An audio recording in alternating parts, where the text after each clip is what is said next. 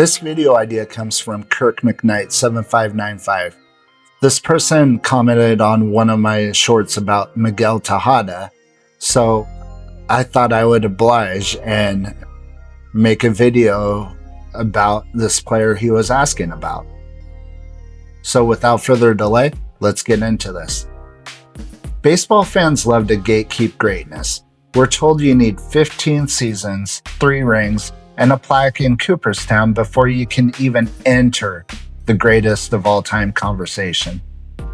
We treat baseball history like a sacred museum where the security guards turn away anyone under the age of 30. But right now in Kansas City, a 20-something kid isn't just knocking on the door of that museum. He's kicking it straight off the hinges. Look at this stat line. Look at the tape. I'm done waiting around for longevity to validate what my own eyes are telling me. Today we're throwing out the old unwritten rules of baseball debates. I'm giving you the definitive, analytical, undeniable proof that Bobby Witt Jr. isn't just on track to be great. He is already one of the most talented, dominant, and impactful shortstops to ever play the game. Period. Historically, the shortstop position was a compromise. You either drafted a defensive wizard who hit .220 at the bottom of the lineup, or you took a defensive liability who could drop 30 home runs a year. Then came the late 90s revolution. A-Rod, Nomar, Tejada, Jeter. They changed the prototype. But what Bobby Witt Jr. is doing right now takes the prototype and completely breaks it. We're talking about a guy who effortlessly clears a 30-30 season while maintaining an elite batting average. He isn't just fast for a shortstop. He possesses literal top-tier track star sprint speed. He isn't just a powerful middle infielder. His exit velo rivals elite first baseman.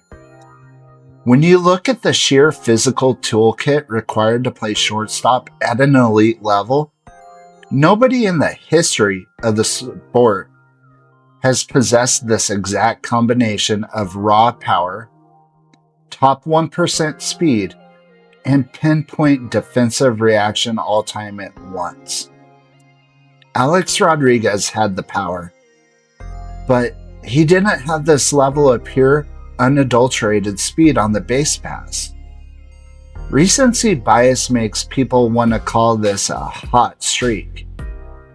But a toolkit this complete isn't a fluke. It's an anomaly. Let's look at the analytics, because this is where the old school crowd completely loses the argument.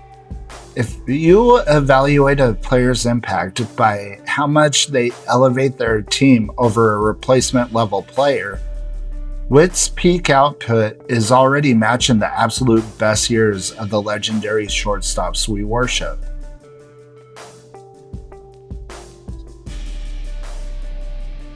Look, people love to bring up Derek Jeter. And I already covered Derek Jeter in another video. But I will give this to him. Jeter is a legend. He has 5 rings and is a total icon. But if we're talking about an individual on-field dominance, Witt's peak value completely eclipses Jeter's best defensive and offensive seasons combined.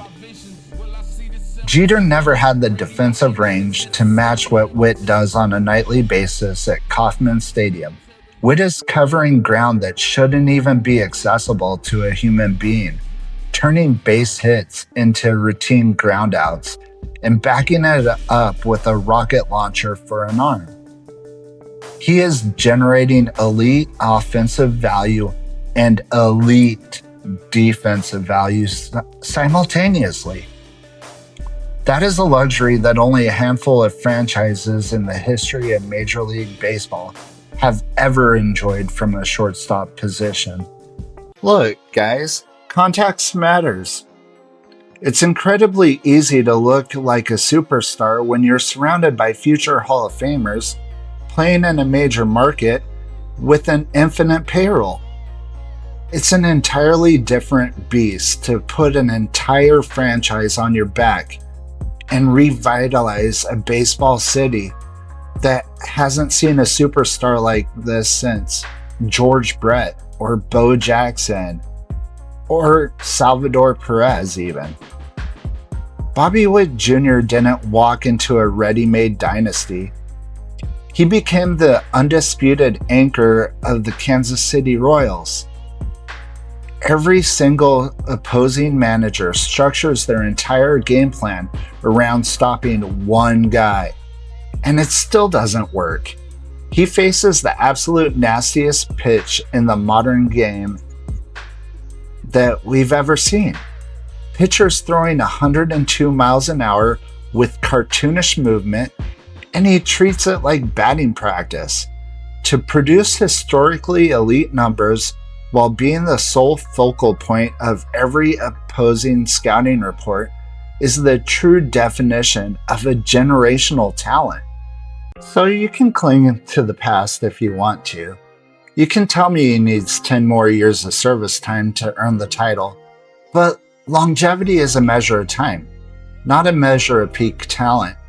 If you look at the absolute best version of every shortstop to ever play this game, and then you put him in a draft pool today, Bobby Witt Jr. is going in the top tier every single time. He's the refinement of the position, shattering expectations, and he's just getting started. Stop waiting for the future to happen. You're looking at it right now in one of the greatest shortstops to ever live. And I want to hear from you. Am I completely disrespecting the legends? Or is it time to admit that Bobby Witt Jr. is just built different? Drop your thoughts in the comments below. Hit the subscribe button for more deep dives. And I'll see you on the next one. El Medio del Norte, JK Reacts, signing out.